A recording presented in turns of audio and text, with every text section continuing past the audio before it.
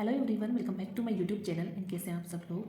तो गाइस, आज मैं इस वीडियो में आपको एससीएमपी का जो पेपर है, सीए फाइनल का जो एससीएमपी का फर्स्ट पेपर है उसके बारे में बात करना चाहती हूँ। तो एससीएमपी जो सब्जेक्ट है, सेकंड ग्रुप की फर्स्ट पेपर था आज।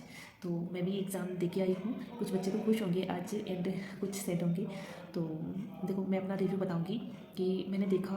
मैं पहले ही मैंने वीडियो बना लिया था, एक दूसरा वीडियो डिफरेंट था जिसमें मैंने बताया था कि पेपर मेरे तो बॉक्स से बाहर था, मेरे कंट्रोल से बाहर था। मैं मैनेज नहीं कर पाई पेपर। पहली बार तो मैंने एससीएमपी का जो पेपर दिया है वो पहली बार दिया था। मुझे कुछ भी नहीं पता था, पैटर्न भी नहीं मालूम था। एंड इवन जब मैं लास्ट टाइम देख के आई थी तब मुझे कुछ आ ही नहीं रहा था, तो मेरे उसमें मार्क्स भी नहीं आए कुछ भी। तो क्योंकि मैं पढ़ के नहीं गई थी। अब की बार मेरा फर्स्ट था जिसमें मैं अपियर हुई थी एससीएमपी के अंदर। तो थ्योरी मैंने बहुत अच्छे से की थी एंड मैंने प्रैक्टिकल भी इक्वल किया था। प्रैक्टिकल भी मैंने काफ़ी पोर्शन किया। मुझे लगा एक दो तीन क्वेश्चन पे अगर एसटी आते हैं प्रैक्टिकल तो चीज़ें निकल सकती हैं। लेकिन मुझे क्या पता कि हवा ऐसे ही नहीं बना रखा एससीएमपी को। तो हुआ यूँ कि फर्स्ट जो केस स्टडी आई थी वो मैंने लास्ट में ली थी। उसके अलावा सेकंड क्वेश्चन मैंने किया, वो मुझे आ रहा था तो मैंने किया। उसमें एक दो पॉइंट मेरे गलत हुए, मुझे पता है। एंड उसके बाद में जो भी था, जैसे किसी का एक पार्ट आ रहा है, किसी का नहीं आ रहा, ऐसे आ रहा था। फिर जो बीपीआर की जो थ्योरी थी, गाइस पता वो चैप्टर की जस्ट लास्ट में है। सच बताऊँ ना, मुझे इतना रिग्रेट हो रहा है उस चीज़ का। मैं वही छोड़ के गई थी।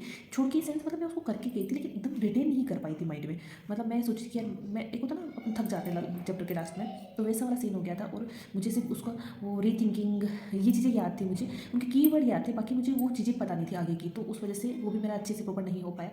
तो मतलब ये मान लो कि मेरा जो ओवरऑल मेरा जो पेपर गया है वो इतना अच्छा नहीं गया मेरे पॉइंट ऑफ व्यू से। उसका रीज़न मुझे नहीं पता कि इसके क्या आंसर है, क्योंकि अगर एज इट इज़ अगर कोई क्वेश्चन आते हैं तो हम उसमें देख पाते हैं। थ्योरी देखो, थ्योरी मेरी अच्छी नहीं गई, जबकि मैं करके गई थी थ्योरी, बट मेरी नहीं अच्छी गई है। फर्स्ट जो केस स्टडी थी, फिर वो मैंने सबसे बड़ी गलती होगी मैंने लास्ट में ली उसको। मुझे उसको मिड में ले लेना चाहिए था ताकि मुझे उसको टाइम देख के मैं उसको कर लेती। मैं बाकी क्वेश्चन में रह गई थी। सर ने बोला था कि भाई केस स्टडी लास्ट में लेना, तो मैंने यही गलती कर दी। तो मैं, मुझे लगता है कि टाइम मिलता तो मैं केस स्टडी सही कर पाती। एंड लेंथी पेपर था ऑफकोर्स। एंड लोग तो उसको ईजी अबव मतलब एवरेज बता रहे हैं, नहीं सॉरी, ईजी बता रहे हैं, लेंथी बता रहे हैं, एवरेज कोई एवरेज बता रहे हैं। मुझे नहीं पता कि इसका कैसा क्या है, ओवरऑल कैसा पेपर बना मुझे नहीं पता। मेरे लिए सही नहीं गया। मुझे इतना पता है कि जो मैंने तैयारी की थी उसके हिसाब से सही नहीं जा पाया। तो अब ये है ओवरऑल मेरी तरफ से एससीएमपी का रिव्यू एंड मेरा रिव्यू। अब आगे देखो क्या होता है। अब एक कब मतलब अभी मैं पढ़ाई कर भी नहीं पा रही हूँ। थोड़ा एक होता है, बुरा लगता है कि यार 40 पे आ जाएंगे, नहीं आ जाएंगे। बट ठीक है, पढ़ना तो है ही है। अब देखती हूँ मैं क्या पढ़ती हूँ। मेरी प्लानिंग में तो था आईडीटी पढ़ना। लोग हंसेंगे कि आईडीटी क्यों पढ़ रही है। उसका रीज़न है, मुझे आईडीटी अब पहले अपन काफ़ी टाइम पहले छोड़ चुकी हुई थी मैं।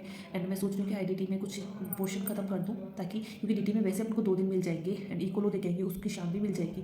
तो और इकोलो मुझे लगता है कि वैसे ही अगर सेम केस स्टडी आएगी तो ही मैं मैनेज कर पाऊँगी। सेम नहीं आती तो बहुत डिफिकल्ट हो जाएगा मेरे लिए। इको का पेपर भी एग्जामिशन के हिसाब से नहीं रह पाएगा। तो मेरे माइंड में क्लियर है, तो इसलिए मैंने सोचा मैं आईडीटी पढ़ूंगी। बट अब थोड़ा सा मेरा माइंड ऐसा हो रहा है, मेरा आईडीटी पढ़ने का मन नहीं हो रहा, कुछ भी पढ़ने का मन नहीं हो रहा।